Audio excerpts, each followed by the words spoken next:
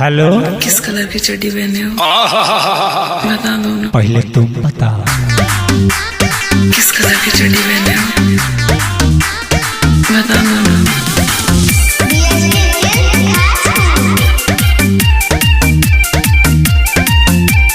किस colour की चड्डी पहने हो?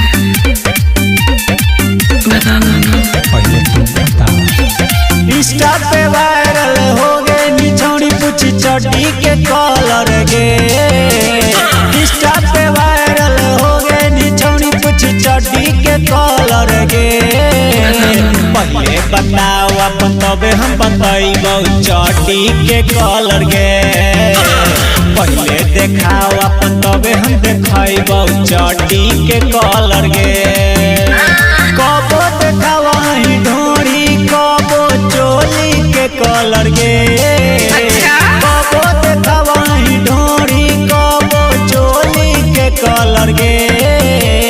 पहले बताओ अपन तबे हम बताइबो चड्डी के कलर गे।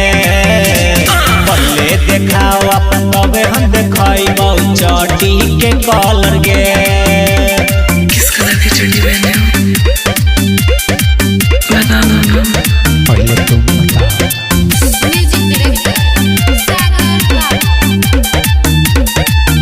बता दो ना। साए साए बोल के छौरी मन बहकैले। कतनार लई कन के पागल बनैले। किस कलर की चड्डी पहने हो? बता दो ना। साए साए बोल के छौरी मन बहकैले। कतनार लई कन के पागल बनैले। दाँते से काटी चाट लाली के कलर गे। दाँते से काटी चाट लाली के कलर गे।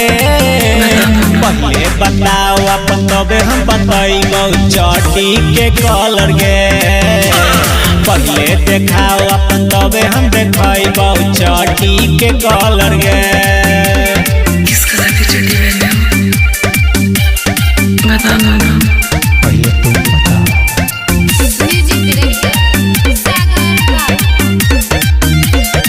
बता दो ना। मार्केट में आई जइबे ऊ जब देखइबे।